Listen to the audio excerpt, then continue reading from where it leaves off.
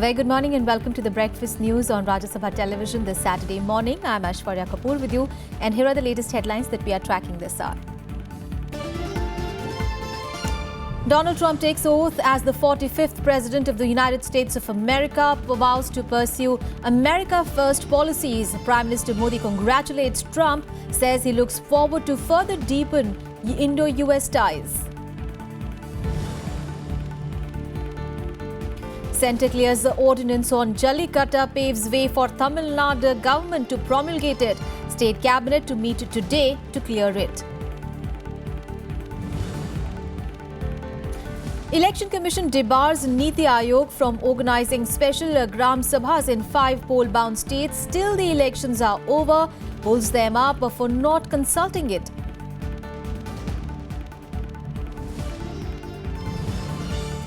And the RSS clarifies over its leader Manmohan Vaidya's policy favouring review of the reservation policy, says quota as provided by Constitution should continue.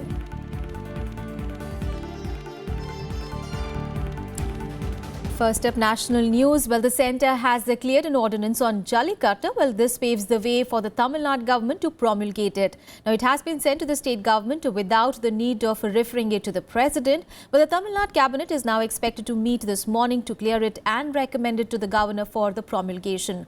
Well, the quick-paced developments came after Prime Minister Narendra Modi's assurance to Tamil Nadu Chief Minister O. Selvam.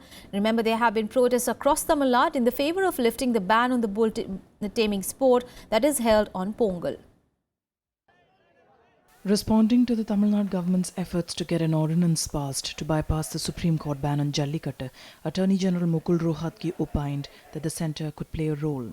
Supreme Court has agreed not to pronounce judgment for a week, because we think it will take a couple of days for the state and centre to act together and then decide what is the best way forward, keeping in view the Prevention of Cruelty Act and keeping in view the 2014 judgment of the Supreme Court. On Friday, AIADMK MPs led by senior leader M. Thambidurai met Home Minister Rajnath Singh seeking his intervention in getting the ordinance. He assured our ordinance, what the Tamil Nadu government brought ordinance, that file can be processed quickly, that can be sent to see that enabling state government bring that ordinance to see that Jallikattu be performed quickly. The decks were cleared for promulgation of the ordinance, with the Union Ministries of Environment and Law giving their nod for it.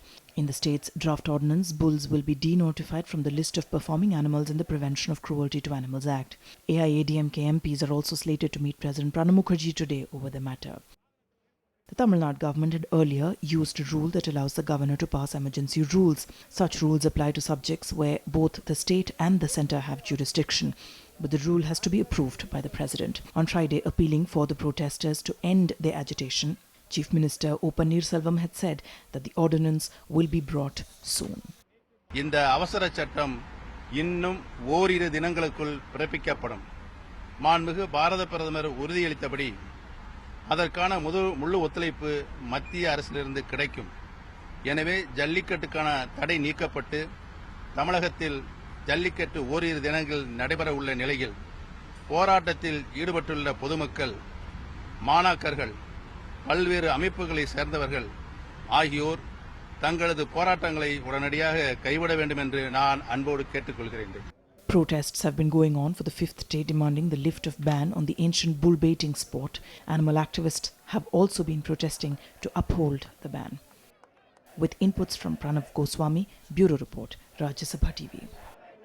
On to the other top story. Well, RBI Governor Urjit Patel has conceded before a Public Accounts Committee that after the sudden ban on 500,000 rupee notes in November last year, people did face hardships. Now, speaking to PAC members on Friday, the RBI governor also informed that the central bank is in talks with the service providers and banks to reduce digital transaction costs. He admitted that the demonetization step has had a short-term effect on the gross domestic product, but he assured them that the move will have a positive impact in the mid and long term. Well, Urjit Patel was also asked by the members of the Public Accounts Committee about the suspicious transactions in cooperative banks. Well, in reply, Patel said that specific agencies like Financial Intelligence Unit as well as Income Tax Department were looking into the abnormal deposits. The RBI governor has reportedly given an explanation to the PAC members and assured them that the cash situation will normalize soon. And the government has barred cooperative banks from accepting deposits under the Pradhan Mantri Garib Kalyan deposit schemes. Well, the move comes following reports of some cooperatives not following specified know your customer norms as well as aiding laundering post demonetization that was announced on 8th of November last year. Now, a number of cooperatives have also come under the scan of the income tax authorities as well as enforcement directorate for helping their customers launder money. Now, cooperative banks were allowed to take deposits of old currency notes when the demonetization was announced. Now, 6 days into demonetization, the RBI had barred these banks from exchanging old currency notes or accepting deposits. By that time, nearly 16,000 crores, however, had been deposited. Now, the deposit scheme is part of the taxation and investment regime for Pradhan Mantri Garib Kalyan Yojana 2016, under which a declarant has to deposit 25% of the declared undisclosed income in an authorized bank as notified by the government. They also have to pay 50% of the amount declared in tax and penalty.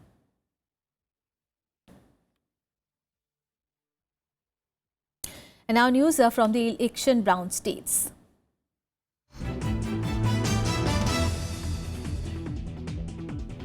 Well, the Election Commission has given a go-ahead to the Defence Ministry to hold the Combined Commanders Conference in the capital city of pole-bound Uttarakhand.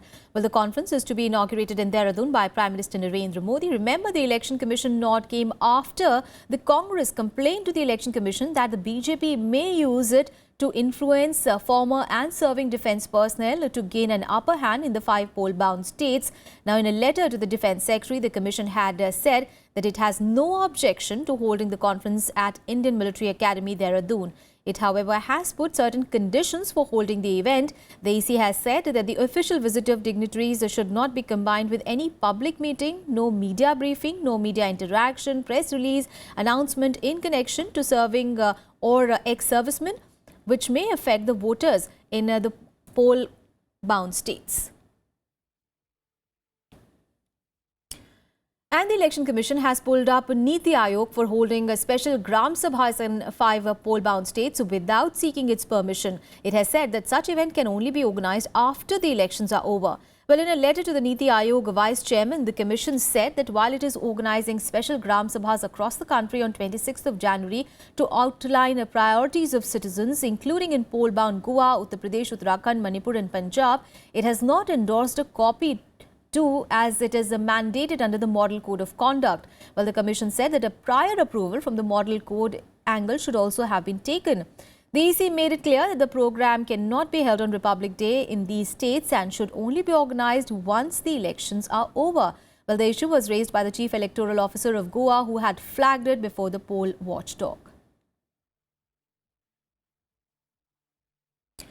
And today is the last day for the candidatures' withdrawal in Punjab and Goa. Well, polling in both the states, remember, will take place in single phase on 4th of February and the counting of votes will be on 11th of March. In Punjab, about 1,243 nomination papers were found valid, whereas 695 papers were rejected after scrutiny. Nominations began with the issue of notification on 11th of January and the last date of making nominations was 18th of January. Now, the state will witness a multi-cornered contest in all the 117 assembly seats, while Congress is going alone in 117 seats. Ruling Shiromani Akali Dal is contesting on 94 seats and its ally BJP on 23 seats. Now, Aam Aadmi Party has fielded its candidates on 110 seats and its ally Lok Insaf Party on 7 seats. Meanwhile, in Goa, 405 nominations were filed for 40 constituencies. Nominations began with the issue of notification on 11th of January and the last date of making nominations was 18th of January. Now, Goa is also going to see a three-pronged fight with the ruling BJP, opposition Congress and the new entrant AAP pitted against each other. Story from Uttar Pradesh now, and Samajwadi Party released its first list of candidates for 209 seats for the upcoming polls on Friday. Now, Shivpal Yadav as well as Azam Khan were among those who have been given a ticket. However, there is still no clarity on whether an alliance with the Congress is on or not. Shivpal Yadav, the warring uncle of Chief Minister Akhilesh Yadav, along with controversial State Minister Azam Khan, has made it to the first list of 191 Samajwadi Party candidates released on Friday. The ruling party's first list of candidates covered the first 3 phases of the 7-phase polling beginning on February 11th. The party has offered 18 seats to Congress in these 3 phases. अभी तो कांग्रेस का पास से कोई positive response अभी तक नहीं आया, तो चुनाव शुरू हो चुका। हम लोग चाहते भाजपा को हराने के लिए, कांग्रेस चाहते हैं उनका शक्ति को मजबूत करने के लिए। तो पहला लक्ष्य भाजपा का हराना, तो कांग्रेस गठबंधन में राजी हो जाएंगे। भाजपा को हराना चाहते हैं तो समाजवादी पार्टी जो सीट कांग्रेस को देना चाहते हैं, कांग्रेस का 52 सीट के ऊपर कांग्रेस का हक है। ये चर्चा में इस तरह का कोई विषय तो नहीं था। अगर ऐसा हुआ है तो मुझे अभी जानकारी नहीं है। गठबंधन के लिए कोई अभी किसी भी तरह का कोई अवरोध तो नहीं आया। मैं ये मानता हूँ कि गठबंधन हो कार्यकर्ताओं के सम्मान पर। The Samajwadi Party has offered seats to the Congress on the basis of the position of their candidates in the 2012 assembly polls. The SP is reportedly insisting on contesting all seats in Amethi and can spare one for Congress in Raebareli. The 2 districts are considered Congress bastions. अगर कांग्रेस ऐसे सीटें मांगती है जहां हमारे sitting MLA हों, या अगर कहीं हमारा कैंडिडेट बहुत कम वोटों से 100, 150, 200 वोटों से हार गया है, तो जाहिर है वो सीट नहीं दी जा सकती। और अगर वो सीटें दी जाएंगी तो खुद हमारे वर्कर्स का भरोसा, एतमाद पार्टी पर से उठेगा, पार्टी की लीडरशिप पर से उठेगा। इन सब चीज़ों को देखते हुए ही समझौते की कोशिश है। और अभी कोई ऐसी खबर नहीं है कि कोई समझौते में किसी तरह की रुकावट है, लेकिन ये ज़रूर देखना पड़ेगा कि जो सीटें कांग्रेस को दी जाएं वो कितनी वाजिब और कितनी गैर वाजिब। 5 साल अभूतपूर्व काम किए हैं माननीय मुख्यमंत्री जी ने, और इस सरकार में जो विकास कार्य हुए हैं वो इसके पहले किसी सरकार में नहीं हुए थे। फिर से चुनाव जिताने के लिए और पूर्ण बहुमत की सरकार बनाने के लिए माननीय मुख्यमंत्री जी द्वारा जो काम कराए गए हैं वो पर्याप्त हैं। और मेरा अपना ये विचार है, मेरा अपना मानना है कि किसी भी गठबंधन की कोई आवश्यकता नहीं है। The alliance talks apart. The inclusion of Shivpal in the first list of candidates indicates a reconciliation between Mulayam Singh Yadav and son Akhilesh Yadav. Bureau Report, Rajya Sabha TV. And on to some other news now. Well, the Election Commission has ordered the transfer of 13 district magistrates and 9 SSPs, including those of Lucknow and Amethi. Well, those transferred include DMs of Lucknow and Amethi and Superintendent of Police of Raebareli and Amethi. Well, in a letter to Uttar Pradesh Chief Secretary, the Commission said that the officials shall immediately be transferred. The district magistrates are also the district election officers during Assembly and Lok Sabha polls. Remember, Uttar Pradesh will have a 7-phase Assembly polls beginning 11th of February. News from Goa now. Well, Aam Aadmi Party National Convener and Delhi Chief Minister Arvind Kejriwal will be on a 3-day campaign tour to Goa for the upcoming assembly elections in the state. Now, during the tour, he will address various meetings. On the first day of his visit, Kejriwal will address meetings in Shiroda, Kurcharem and Sanguine constituencies. On Sunday, he will address meetings in Mandrim, Kortalam and Margao assembly segments. On the third day, we'll address public rallies in Aldora and St. Cruz constituencies. Well, the party has fielded candidates in all the 40 constituencies in the state. Goa will go to polls on 4th of February.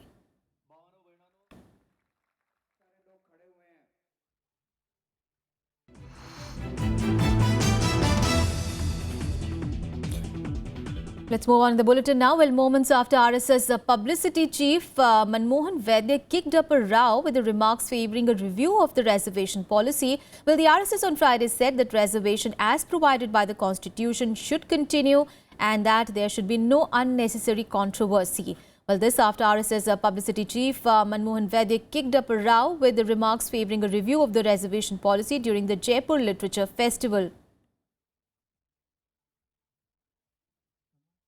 किसी भी राष्ट्र में हमेशा के लिए ऐसा आरक्षण का प्रावधान रहे ना, ये अच्छा नहीं है। जल्द से जल्द इसकी आवश्यकता निरस्त होकर सबको समान अवसर देने का समय आना चाहिए, ये भी उन्होंने कहा है।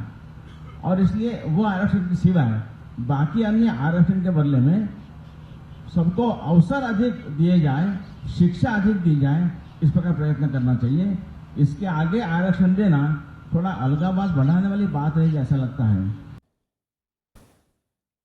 Meanwhile, Vaidya further added that instead of continuing with the reservations indefinitely, now attempts should be made to make available to people equal opportunities for education and other things. Now, RJD Chief Lalu Prasad reacted to Vaidya's statement, saying that Brahmins control the RSS and that reservation was provided for the targeted section under the constitution.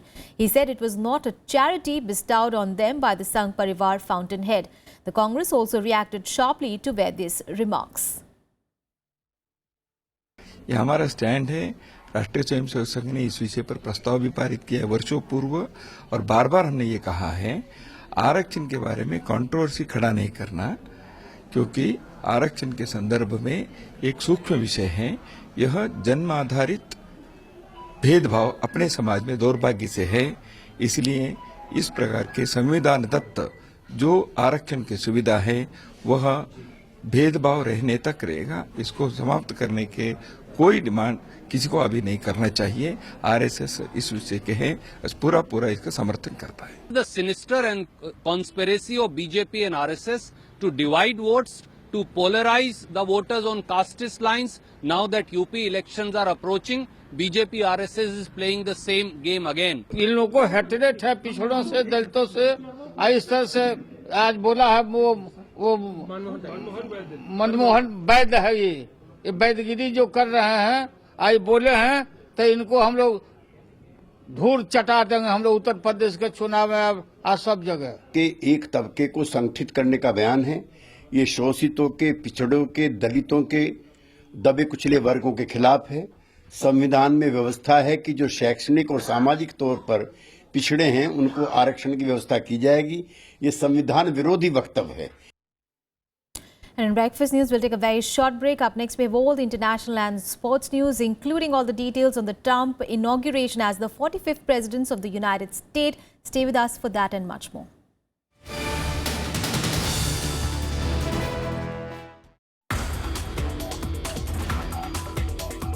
I was involved in the development almost all the missile systems which our country is seeing, like Agni series of missiles, Prithvi. We are famous for making the world best missile system. So I take pride in developing and delivering the world superfast supersonic cruise missile called BrahMos. We wanted to enhance the capabilities of a soldier. Watch Eureka with Dr. Sudhir Mishra, CEO and MD at BrahMos Aerospace, only on Rajya Sabha Television. Welcome back. Now, Donald Trump was sworn in as the 45th President of the United States on Friday, taking the oath of office at the US Capitol. Well, hundreds of thousands of jubilant supporters cheered the historic handover of power. There was a violent protest also reported from Washington as well as worldwide. Well, in the inaugural address that was populist, Trump gave an anti-establishment cry and vowed to pursue America First policies. Well, the moment marks the end of an improbable journey for the property tycoon after a campaign that was marked by a lot of controversies. Please raise your right hand and repeat after me. I, Donald John Trump, do solemnly swear. I, Donald John Trump, do solemnly swear. That I will faithfully execute. That I will faithfully execute. The office of President of the United States. The office of President of the United States. And will, to the best of my ability. And will, to the best of my ability. Preserve, protect, and defend. Preserve, protect, and defend. The Constitution of the United States. The Constitution of the United States. So help me God. So help me God. Congratulations.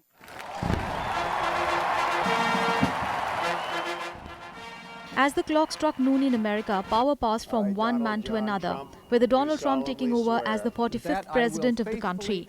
Barack Obama passing the baton after 8 years.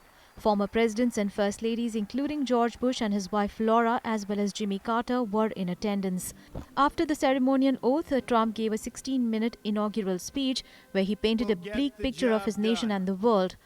The 70-year-old railed against the U.S. establishment for not serving the American people adequately. This American carnage stops right here and stops right now.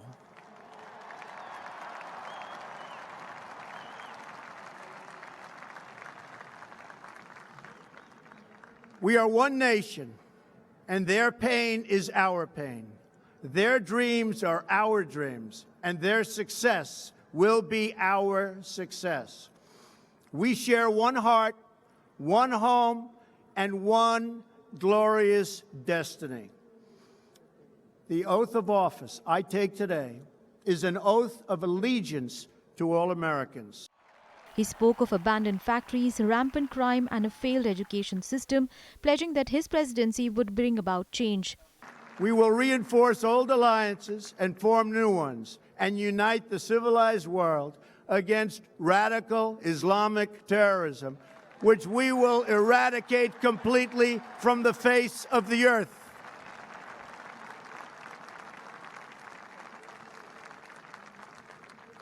At the bedrock of our politics will be a total allegiance to the United States of America. And through our loyalty to our country, we will rediscover our loyalty to each other. When you open your heart to patriotism, there is no room for prejudice. While thousands of Trump supporters traveled across the country to witness the occasion from the National Mall, there was a crowd of protesters too. 217 people were arrested as violence broke out. 6 police officers also suffered minor injuries. Protests were also reported worldwide, including in Spain, Mexico and London. And throughout the city, we have seen hundreds upon hundreds of protesters who have respected our laws and made their voices heard through nonviolent acts of protest. Unfortunately, a small group of people have engaged in vandalism as well as violence against our law enforcement officers. This type of destruction and this type of violence against people in Washington, D.C. will not be tolerated. Meanwhile, Prime Minister Narendra Modi joined world leaders in congratulating Trump. In a series of tweets, Prime Minister Modi said he looked forward to working with President Trump to further deepen India-US ties and realize the full potential of our cooperation. Meanwhile, US President Trump and Vice President Mike Pence waved goodbye as the Obamas and Bidens left the Capitol. Trump supporters were inspired and encouraged by the tone the new US President took shortly after being sworn into office. Shortly after the ceremony, Trump was seen signing his first official actions as the 45th president. He sent his cabinet nominations to the Senate as well as a signed proclamation for a National Day of Patriotism. Trump takes power at a time when the country appears to be deeply divided. He enters the presidency with historically low approval ratings. Trump has vowed to roll back many of his predecessors' policies, including repealing Obama's signature healthcare law and building a wall along the US-Mexico border. Bureau Report, Rajya Sabha TV. News now. Well, Indian ace shuttler Saina Nehwal advanced to the semi-finals of the Malaysian Open Grand Prix badminton tournament on Friday. Well, London Olympics bronze medalist Saina dished out a dominating show to edge past 8th seed Indonesian Fitrani 21-15, 21-14 in a 40-minute contest. Well, this was her third win over the world number 40. Saina Nehwal will next face Hong Kong's Ye Po Yin in the semi-finals. Meanwhile, in the men's singles, the world number 19 Ajay Jairam crashed out of the tournament. He lost to Indonesia's Anthony Ginting 21-13, 21-8 in just 28 minutes. Well, this was also Jairam's third defeat to the Indonesian, having lost to him at Hyderabad Asian Team Championship as well as a French Open. And now let's get to all the action from the Australian Open. Well, top seeds Andy Murray and Angelique Kerber comfortably made it to the 4th round with straight sets victories. Also, Sania Mirza and her doubles partner Barbara Strykova also advanced into the 3rd round of the women's doubles category. But India's challenge in the men's category ended after Rohan Bopanna and his partner lost their doubles match. On day 5 of the Australian Open, Sania Mirza and her partner Barbara Strykova advanced into the 3rd round of the women's doubles, beating the Australian-Chinese pair of Samantha Stosur and Shuai Zhang. The 4th seed Indo-Czech pair won 6-1, 6-4 in the 2nd round. However, India's challenge in the men's doubles ended as Rohan Bopanna and his Uruguayan partner Pablo Cuevas were knocked out in the second round. The 15th seeds lost to Australia's Alex Bolt and Bradley Mousley 6-2, 6-7, 4-6. In the men's singles, world number 1 Andy Murray sailed into the fourth round by making short work of American Sam Querrey. The 29-year-old Brit, who is a 5-time runner-up at the tournament, powered his way to a comprehensive 6-4, 6-2, 6-4 win. Murray is the favourite to win the tournament after defending champion Novak Djokovic was knocked out on Thursday. 17-time Grand Slam champion Roger Federer overcame a challenge from 10th seed Tomas Berdych. Federer won in straight sets 6-2, 6-4, 6-4. He is here in Australia not just to compete and see how things are going. Fourth seed Stan Wawrinka also advanced to the next round after overcoming a rusty start to win in 4 sets over Serbia's Viktor Troicki. Women's defending champion Angelique Kerber also moved into the last 16 with a dominant win over Czech Kristina Pliskova. The world number 1 lost just 4 games in her 6-0, 6-4 routing of her opponent. Venus Williams looked ominous in her third round win as she beat Chinese Yingying Duan 6-1, 6-0. However, 8th seed Svetlana Kuznetsova had to toil hard for victory against former world number 1 Yelena Yankovic. The Russian prevailed in 3 sets 6-4, 5-7, 9-7. Bureau Report, Rajya Sabha TV. Well, that's it from me and my team in this edition of News. Thanks for watching. Have a great weekend.